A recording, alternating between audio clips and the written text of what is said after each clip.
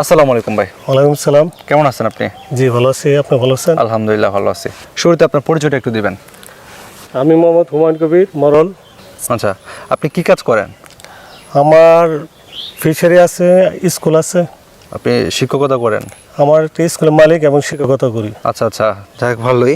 তো আপনি শিক্ষকতা করেন, পাশাপাশি আবার মাছ চাষও করেন? মাছ চাষ করি। আচ্ছা, আপনি কতদিন যাবত মাছ চাষের সাথে যুক্ত আছেন? আমি প্রায় 7 থেকে 8 বছর যাবত মাছের সাথে যুক্ত। দীর্ঘ লম্বা একটা সময়। হ্যাঁ। আচ্ছা, এই যে আপনারা আজকে আমরা যেখানে আসলাম, এখানে আপনার কয়টা পুকুর আছে? এখানে আছে 2টা আর ওই পাশে আছে আরো 2টা। আচ্ছা, এই যে এই পুকুরটা আছে, এটার আয়তন কতটুকু? এটা হলো 3.5 বিঘা আর ওই পাশে যেটা ওটা হলো 1.5 বিঘা, মোট 5 বিঘা। এখানে 5 বিঘা আর অন্য পাশে আছে অন্য পাশে প্রায় 3 বিঘার মতো। আচ্ছা, এই যে এই পুকুর যেটা রয়েছে এটার মধ্যে কি কি মাছ চাষ করছেন? এখানে আমার বাংলা কাপ জাতীয় মাছ। আচ্ছা, এখানে রুই, মৃগেল, সিলভার ব্রিগেড, কার্পু, মানে মিশ্র চাষ আছে এর ভিতরে। এই যে সিজনটা আপনি শুরু করলেন, এই সিজনে আপনি কতদিন সময় হচ্ছে যেটা সিজনটা শুরু করলেন? আমি আসলে তো মূলত আমি রেনু থেকে মাছের চাষ করি। আচ্ছা আচ্ছা, আমি প্রথম রেনু নিয়ে আসি, ওই রেনু আমি কালচার করে একটু বড় টড় করে, তারপর আমার নিজস্ব বিল আছে, আমি আমার বিলে পরে ওগুলা নিয়ে চাষ করে ওই জায়গা থেকে মাছ বাজারজাত করি। মানে বিলে ছাড়েন আবার? আবার বিলে ছাড়ি। ওই ক্ষেত্রে কি আপনার কোনো ধরনের চুরি বা মাছ অন্য কেউ শিকারের ওই জায়গায় তেমন একটা চুরি টুরি হয় না, পাহাড় আছে। আচ্ছা আচ্ছা, তাহলে তো ভালোই। বিলে তো মাছ আমরা জানি আরো বেশি ভালো গ্রোথ আসে। হ্যাঁ হ্যাঁ, আচ্ছা, পুকুর থেকে ডাবল গ্রোথ আসে বিলে। এই যে আপনার এই পুকুরটাতে যে আপনি আজকে মাছ ছাড়ছেন, কতদিন বললেন সময় হচ্ছে এখানে? আমি এখানে বৈশাখ মাসে আমি রেনু ছাড়ছি। বৈশাখ। আর এখন হচ্ছে আপনার কোন মাস? আমি 2-3 বার এখানে প্রথম রেনু ছাড়ছি বৈশাখ মাসে, তারপর এটা উঠে আমি আমার বিলে নিয়ে গেছি, তারপর আরেক পুকুরে আমি রেনু ছেড়ে ওই জায়গা থেকে আবার দানিয়ে এনে পরপর 2বার দানিয়ে এনে ছাড়ছি। আমি 3বার এখান থেকে পোনা নিয়ে আমার বিলে ছাড়ছি, বাজারজাত করছি। আচ্ছা, মানে এটার মধ্যে হচ্ছে মূলত পোনা আছে? পোনা। আচ্ছা, তো এই যে পোনার যে কালচারটা হয়, আপনি 8 বছর যাবত মাছ চাষ করছেন, অন্য সময় কিরকম সময় লাগতো পোনাটা এখান থেকে উঠাইতে? পোনা এখান থেকে আগে পোনা একটু সময় বেশি লাগতো, এখন একটু সময় কম লাগে। আচ্ছা, এখন যে সময়টা কম লাগছে এটার কারণটা কি? এটা কারণ হলো যে আমি নাজরান চেয়ারম্যানের সাথে পরিচিত হওয়ার পরে উনি আমার মাছের ব্যাপারে একটু টিপস দিয়েছিল যে এইগুলো নিয়ে যান, আপনার মাছে ভালো একটা গ্রোথ আসবে। পরে আমি বললাম কি ইউজ করছিলেন এর ভিতরে? ওটা হলো ওই যে আপনার গ্রো ফিশ এবং ওয়াটার রিপুলেশন। আচ্ছা, প্রোডাক্ট দুইটা কি part আপনার কাছে জাতীয় স্যাম্পল আছে কিনা? স্যাম্পল আছে। একটু স্যাম্পলটা যদি দিতেন। এই যে দুইটা প্রোডাক্ট, এভলিউশন অফ ওয়াটার আর এটা হচ্ছে গ্রো ফিশ। গ্রো ফিশ, দুইটা প্রোডাক্ট আপনি আপনার পুকুরে দিয়েছেন। এই দুইটা প্রোডাক্ট আপনার দেওয়ার পরে কি কি আপনি সুবিধা পাচ্ছেন? এই প্রোডাক্ট দুটো ব্যবহার করার পরে আমার মাছের গ্রোথ খুব দ্রুত বেড়ে যাচ্ছে এবং আমার যে আগে অক্সিজেনের যে প্রবলেমটা ছিল, মাছ সকালবেলা বেশি যেত, এই জিনিসটা আর হচ্ছে না। আচ্ছা, এখন আর মাছ বেশি যায় না এবং খাবারও কম লাগে, গ্যাসের কোনো সমস্যা নাই, অক্সিজেনের প্রবলেমও নাই, এখন মাছ বাসে না, মোটামুটি আমি সন্তুষ্ট। আচ্ছা, রেনু থেকে যে পোনার প্রোডাকশনের একটা বিষয় থাকে, আপনার কি এখানে কি প্রোডাকশন হয়? হ্যাঁ, এনে ভালো প্রোডাকশন হয়। এখন এই যে প্রোডাক্ট দেওয়ার পরে কীরকম পাইতেন আগের তুলনায়?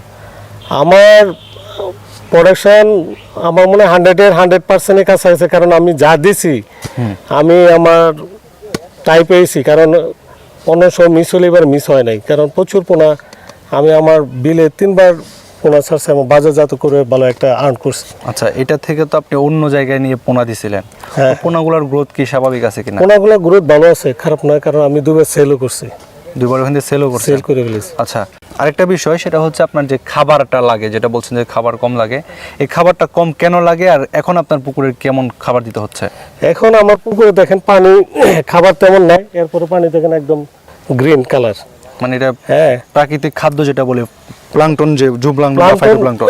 প্লান্টন সকালে এবং বিকালে এলে দেখা যায়, এত রোদ আসছে এখন আর প্লান্টন দেখা যায় না, কিন্তু খাবার আগের চেয়ে অনেক কম লাগে।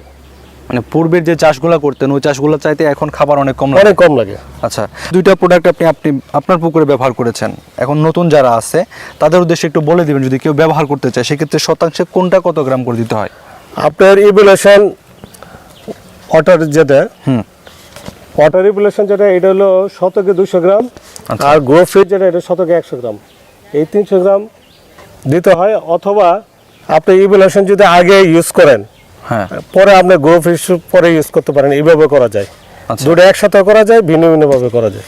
এই যে আপনার এভোলিউশনটা রয়েছে এটা হচ্ছে 200 গ্রাম, আর ওইটা ওটা হলো 100 গ্রাম। 100 গ্রাম। এই যে বর্তমান বাংলাদেশে আমরা যেটা জানি যে মাছ চাষ করতে গেলে খাবারের একটা উচ্চ মূল্য, কিন্তু বর্তমান যে মাছের ফিডটা রয়েছে বিভিন্ন কোম্পানির ফিড আছে, কিন্তু খাবারের প্রচুর দাম। সেই দাম অনুযায়ী মাছ চাষ করতে গেলে এক বছর শেষে দেখা যায় মুনাফার চাইতে আপনার খরচটা বেশি হয়ে যায়। তো এখন এই যে প্রোডাক্টগুলো বর্তমান বাংলাদেশে বিভিন্ন প্রযুক্তি আসতেছে, এই প্রোডাক্ট যেটি রয়েছে এভোলিউশন অফ ওয়াটার এবং গ্রোফিশ, বর্তমান যারা মাছ চাষ করছেন তাদের জন্য কতটুকু উপযুক্ত বলে আপনি মনে করছেন? আমার তো আগে মাছ খাবার বেশি হয়ে গেলে প্রবলেম হইতো, মাছ বেশি যেত, মাছ মারাও যেত, আচ্ছা, গ্যাসও হয়ে যেত। এখন আমি এই দুটো ব্যবহার করার পরে একটা উপকার হয়েছে, আমার মাছ বাসেও না, আপনার গ্যাসও হয় না, এবং খাবার আগে যা লাগতো তার চেয়ে কম হইলে আমার হয়ে যাচ্ছে। এই যে এই ধরনের বিভিন্ন পুকুর থাকে, পুকুরে তো আপনার চুন, সার, পটাশ, এই বিভিন্ন ধরনের মেডিসিন দেওয়া লাগে, এখন এগুলো লাগে কিনা? আমি আমার রেনু যখন চাষ করি তখন একবার চুন দিচ্ছি, পরে আর চুন টুন ব্যবহার করিনি। আচ্ছা,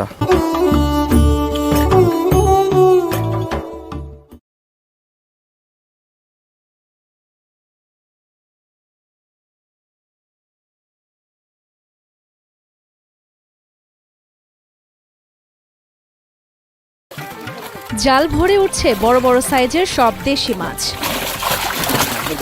পুকুরে চাষ করা রুই কাতলা মাছের সাথে রয়েছে অত্যন্ত সুস্বাদু চিতল মাছও। বড় বড় এসব চিতল মাছ চাষ করা হয়েছে শরীয়তপুরের একটি পুকুরে। বিভিন্ন দেশি মাছের সাথে চিতল মাছ চাষ করে ব্যাপক সাড়া ফেলেছে শরীয়তপুরের মৎস্য চাষী মনির হোসেন।